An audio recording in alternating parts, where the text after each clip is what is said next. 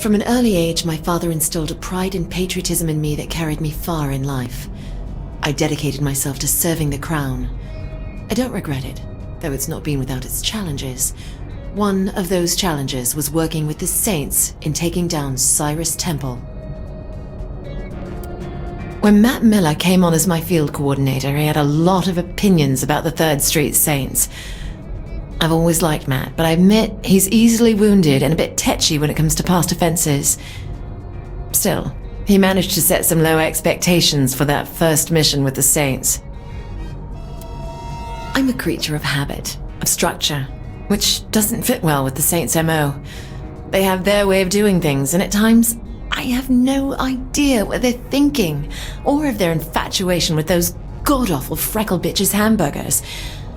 But when it comes down to it, they get things done. That's impressive, and I'm not easily impressed. I built, I watched, and then I acted. That's how I brought the Vice Kings up to be one of the strongest crews in Stillwater. Only problem was my lieutenants didn't have the same patience. That bitch Tanya drove a wedge between Tony and Warren. Then she convinced Warren to try and take me out, only to stab him in the back and take it all for herself. I may have lost the Vice Kings, but killing her almost made it worth the trouble. Good thing the player was there to help. After the fall of the Vice Kings, I figured it was time to get out of the game. Living the life I had, I didn't want all that experience to go to waste. Figured a book would allow me to work out my demons and show the world what the game took from me. Didn't know it'd take off so well. Shit, if I had known back then what I do now, probably would have gone legit sooner. I always knew the Saints were ambitious, but I never thought I'd see them end up in the White House. And when the player called me saying how they couldn't do it without me, how could I say no? Thought maybe I was in line for vice president, but I guess Keith beat me to it. Still, being the president chief of staff certainly had its perks. Not bad for a kid from Sunnyvale Gardens. When I first signed on to head the Stag Initiative, I figured it would be a cushy job. After all, pitting a military organization against common street thugs seemed like a one-sided battle. The Saints changed that perspective quickly. Monica Hughes had no idea what she was sending me into. The leader of the Saints is insane. We expected them to tear through Steelport, but no one knew what they were really capable of.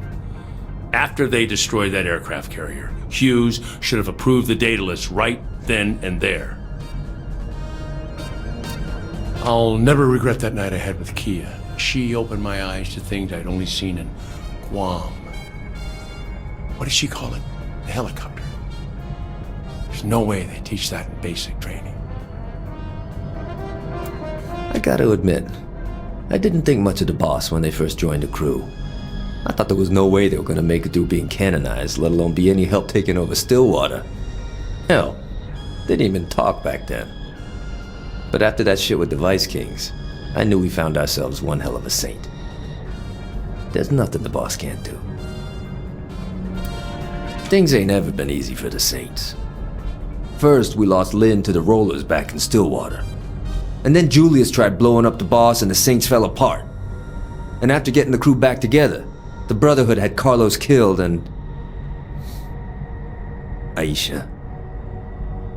Well, I lost her to the Ronin. And then fucking Philippe Loren tried taking me out, only to have Zinyak come in and snatch me from the Saints anyway. Like I said, shit's always been rough. Aisha's death, it hit me really hard.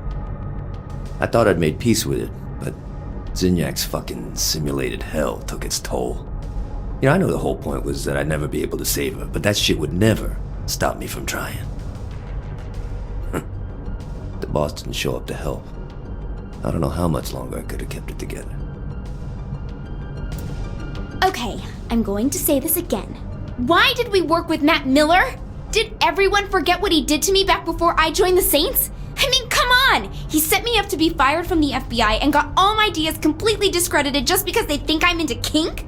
The truth of that aside, he ruined my life and now he's a good guy? First, I told the FBI. Then I told the Saints. Then I told the President and the entire Secret Service, and still they wouldn't listen. Now here we are, abducted by aliens and trapped in technology far beyond what we had on Earth. You know, if I'd only got the budget for my planetary defense system, we wouldn't be stuck up here dealing with the Zin. I mean, it would only have cost $3.1 billion. Hey, I tried to warn the military, but they didn't want to listen to the press secretary. Oleg is one of the best things that ever happened to me, and right now it feels like the worst. I'm up here trying to save us from captivity and psychological torture, and all I can think about is him. He's the only one who ever truly understood what I was saying.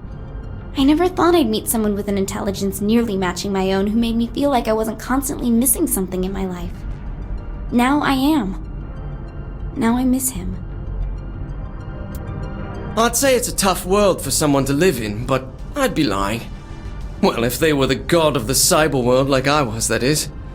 Put me in front of the latest technology and there wasn't anything I couldn't do. Even the FBI couldn't stop me. Believe me, they tried. Kinsey Kensington came close, but a few additions to her file and some photos, and even she couldn't come close to crashing my fun. Probably why I was recruited into the Syndicate in the first place. Working for the Syndicate was a great job. That is until Philippe Laurent died, because Kilbane was one scary psychopath. I mean, I watched him kill Kiki right in front of me, and right in front of her own sister. So I went after the Saints instead. Wrong choice on my part, but they let me live. And surprisingly, so did Kilbane. Only option then was to leave the country and hide. How was I supposed to know that MI6 would end up offering me asylum just so they could pair me up with one of their operatives? I mean, Nasha and I got along great, but now I had to work with the government instead of against it. Not usually my cup of tea. Still, I guess it's better than being hunted down by the Saints or Kilbane. I just have to keep myself from pissing off a trained killer is all. Boss was a lot more hardcore back in the day. Managed to pull the Saints back from the grave. Didn't take any shit from anyone, especially the Brotherhood, the Ronin, or the Sons of Samdi. Hell, anyone that got in the way lost everything they had. Not just their life. Still, it's too bad what happened to Carlos, though. He was a good kid. Shandi and I had a relationship. I came up with all the ideas. She got all the credit. It never seemed fair. I guess it worked out in the end, though. With me being an international celebrity and all.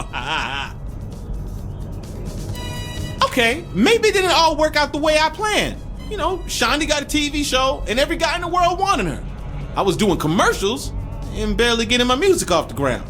But still, now I'm the Deputy Chief of Staff of the President of the United States, so that's gotta count for something. Though I don't think the approval ratings are gonna much matter anymore. The moment I walked into that underground shithole the crew was setting up in, I knew it all had potential. So the Saints had been out of the game a while. So what? We had the boss and we had Johnny Gat. What more did we need? I knew I was a little rough around the edges, but I was willing to learn. Then the boss goes and throws me the Sons of Samdi. Now that was a drag. I should have known dating that asshole was gonna end badly. Veteran child. What kind of name is that anyway? Sure, he had hookups for some of the best drugs in Stillwater, but that's no excuse. And he comes and tries to kill me? Whatever. He didn't have a chance against the boss. I tried to warn him, but he never listened to me. Only the boss really did. Damn, we had some good parties after all that. Then again, I knew how to have a good time. A little Loa dust, some beer bongs, some hacky sack, and bam! Instant party. We all needed the distraction after taking over Ultor. And distractions are what I do best. I mean, what did any of us know about running a multi-billion-dollar company after all? Though a few hits off the light bulb later, we didn't really care. It's amazing looking back on how I used to be. Constantly baked out of my mind, always looking for the next party. You'd think after I got my own dating show I would have been even more of a train wreck, but doing TV is hard work. Who has time to go smoke up when they have to be on set at 6 a.m.? Ever since that night on Loren's plane, things haven't been the same. I used to be fun and carefree. I used to smile and laugh. Now I just want everyone to pay for what the syndicate did. Johnny didn't deserve to die like that. He was the toughest person I knew. And it's my fault. I should have gone back for him. The boss kept the crew together when we landed in Steelport. First we took out that asshole Philippe and then Kilbane for what he did to Johnny's funeral. Stag was just icing on the cake, really. I thought I'd be happy with revenge, but it was never the same. Even when the boss won the election and we moved to the White House, I couldn't stop thinking about what Johnny would say about it all. Putting me in charge of the brothels was the best idea King ever had. There's no way anyone else in Stillwater would have been able to control the girls the way I did. It brought in the money, it brought in the clients, and it would have been the backbone of the Vice Kings if Gat and all the Saints hadn't ruined it all. King never had the control he thought he did over the Vice Kings. It was all me and Warren keeping things running. Well, mostly me. Warren's ego got just as big as Benjamin's in the end. He thought the two of us would rule the city. Guess he didn't know me like he thought he did. Warren, Tony, Alderman Hughes, I had them all wrapped around my finger. They would have died for me.